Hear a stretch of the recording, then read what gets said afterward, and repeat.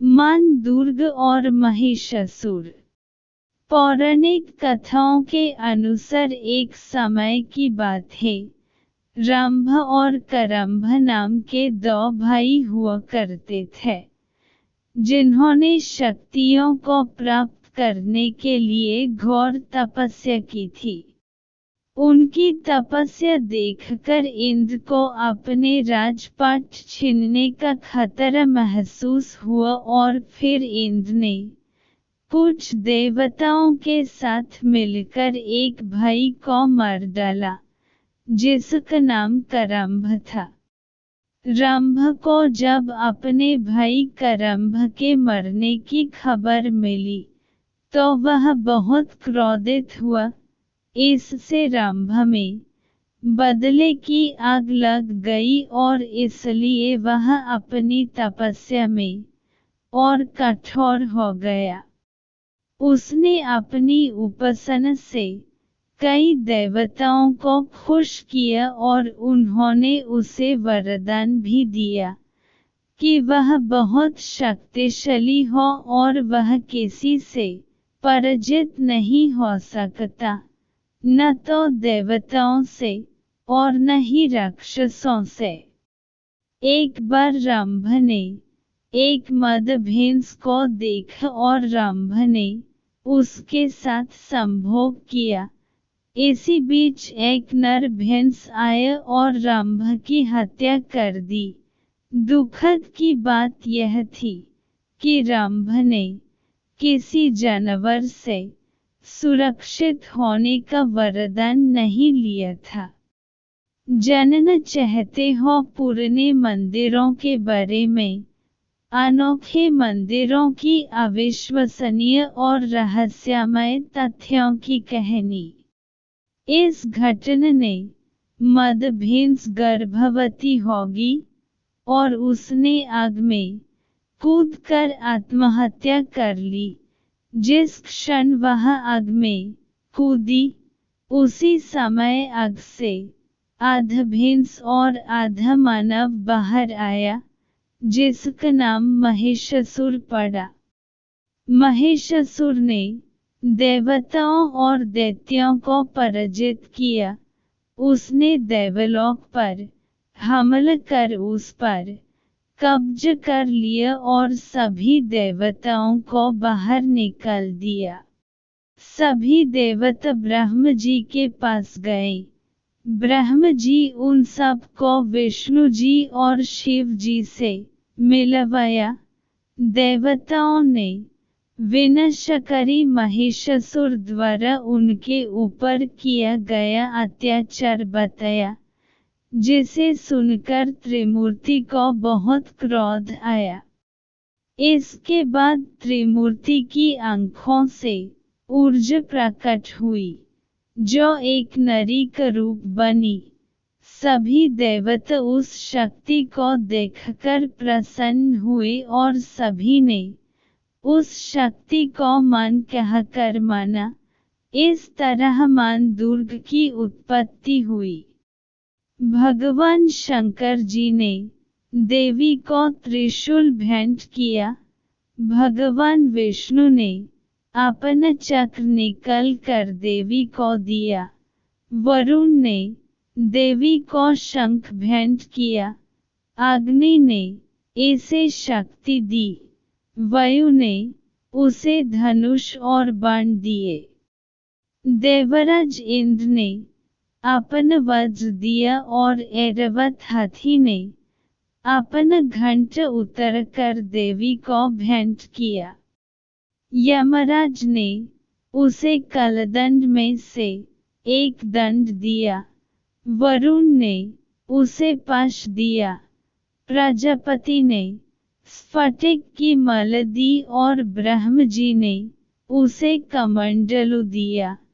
सूर्य ने देवी के समस्त रोमों में अपनी किरणों का तेज भर दिया।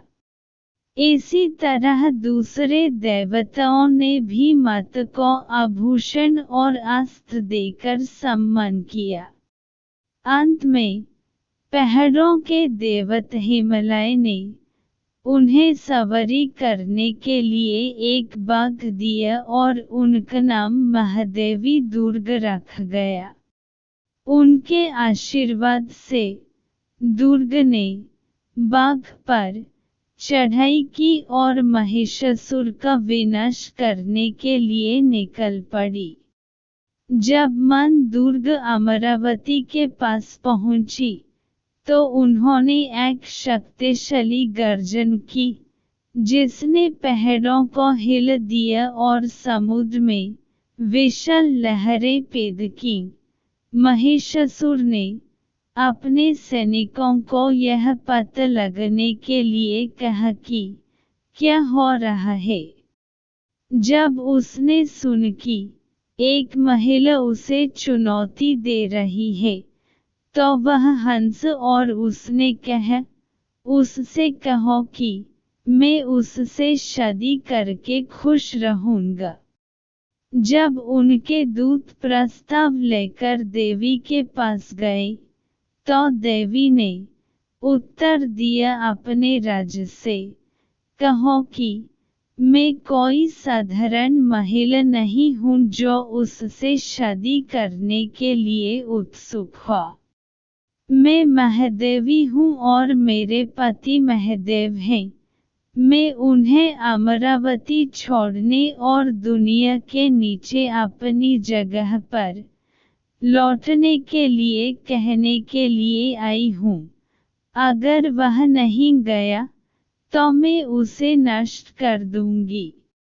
जब दूत ने आकर महिषासुर को सारी बात बताई तो महिषासुर क्रोधित हो गया। उनके प्रमुख योद्धाओं ने घमंड से कहा, महाराज हम जाएंगे और इस मूर्ख महिला को ठीक करेंगे। महादेवी से युद्ध करने के लिए असुर निकल पड़े। उनके विस्मय और आतंक के कारण एक के बाद एक घमंडी योद्धा समाप्त हो गए। राक्षस राजा को खबर मिली और वह और भी उग्र हो गया, कायर और कमजोर। वे एकमात्र महिला के साथ खड़े नहीं हो सकते थे। मैं इस मनहूस महिला को मार डालूंगा। महिषासुर ने असुरों की सेना के साथ देवी पर हमला किया, लेकिन दुर्ग ने तुरंत वापस लड़ने के लिए अपनी सांस से सैनिकों की एक विशाल टुकड़ी बनाई। महिषासुर ने उन सभी चालों को आजमाया जो वह जानता था। वह देवी को भ्रमित करने के लिए आकार बदलता रहा। एक आदमी से वह एक शेर बन गया, फिर एक हाथी, लेकिन हर बार महादेवी ने उसे अपने हथियारों से गंभीर रूप से घायल कर दिया।